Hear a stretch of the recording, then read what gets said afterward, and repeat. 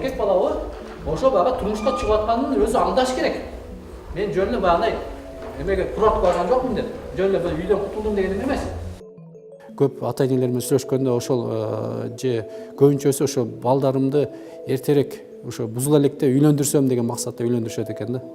Сунуштайт элем. Нике мамлекеттик ЗАГС менен да катталып, Кудай сактасын ажырашуу болуп кетсе, кыз эч нерсесиз калат да. Эмнеге? Менин макулдугумсуз күйөөгө бер.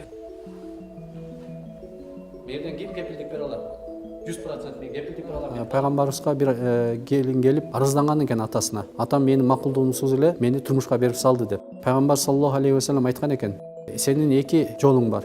Же атаңдын чечимине макул болосуң, же ал никени аннулировать эткенге өзүң аракет жасайсың деп.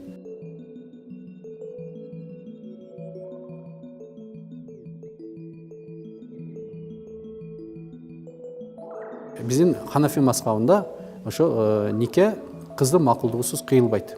Ошону жеткенге аракет кылып атабыз. Үй бүлөнгө кичинекей кезинен баштап ошо үй бүлө түйүшүк эмне экендигин, ата милдет эмне экендигин, эне милдет эмне экендигин ошону туура түшүндүрсөңөр.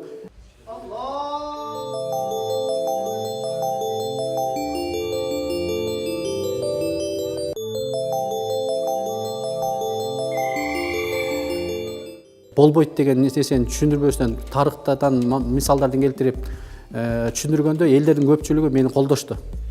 Себеби туура айтасыз деди. Ушундай баяндарды көп өтүңүз деди. Шариатта деле пайгамбарыбыз айткан, кызды мажбурлабагыла деген. Керек болсо жесир аялды да мажбурлаа деген. Себеби жесир аялы өзү билет, өзү тандайт. Эркекпи, аялбы үй бүлөнү сактаганга аракет кылыш керек. Себеби ошонун натыйжасында Алла Таала көптөгөн ажыр соопторду берет.